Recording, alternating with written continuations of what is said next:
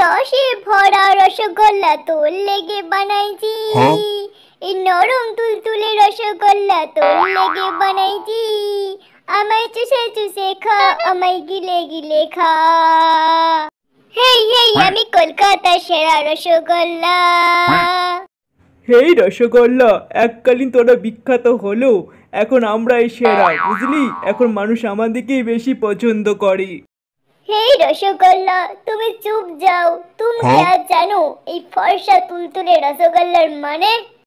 আরে মালকিন, এবার আমাদের ঠান্ডা মেশিনে ঠোকাও না গো, আমরা তো যার পেরে উঠছি না। আরে মালকিন, আমার জন্য কি একটু জায়গা হবে? আমিও তো যার পেরে উঠছি না।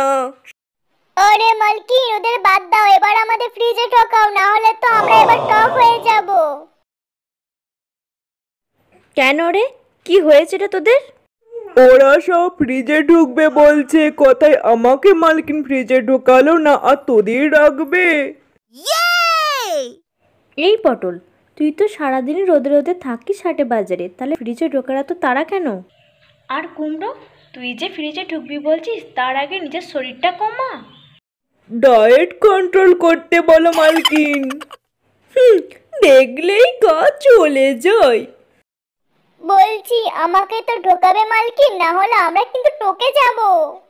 আচ্ছা আচ্ছা, তোদের ফ্রিজে রাখছি, দাঁড়া।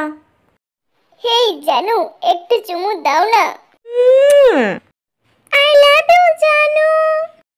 কোথায় ঢোকাই তোদের? জায়গাই তো পাচ্ছি না। দাঁড়া, এই ডিম দুটোকে সাইড করি। আরে মালকিন, তোমার কি জ্ঞান কোনো দিনই হবে না?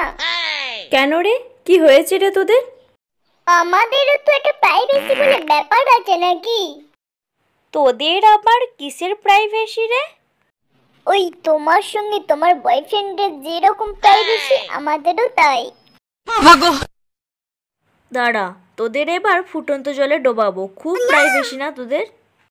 আরে মালকিন, ঠান্ডায় থাকতে থাকতে আমরা অভ্যস্ত হয়ে গেছি। ফুটন্ত জলে ফেলে আমাদের মেরে ফেললে ভগবান কিন্তু পাপ দেবে।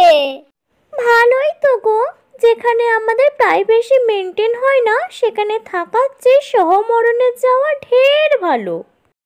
হে ইউ, তুই মরশালি, আমার তোর সাথে সহমরণে যাওয়ার কোনো ইচ্ছাই নেই। এত বড় কথা! মালকিন, একে আগে ফেলে দাও তো, আপদটা চুকে যাক। ওরে বাবা, আমার সব অকেজো হয়ে গেল গো, আর গার্লফ্রেন্ড পড়বে না। আমি ক্যারেক্টারলেস জিনিসপত্র একদম পছন্দ করি না। আমি মোটা হই আর যাই হই, অন্তত ক্যারেক্টারলেস নই। আরে মালকিন, আমরা তো টকেই গেলাম, এবার আমাদেরকেও মরতে হবে। এই শালার ডিমের চক্করে আমার সব শেষ হয়ে গেল। এবার তোদের ভেজে আমি পেটে চালান করব। একেই বলে ঘুঁটে পুড়ে আর গোবর হাসে।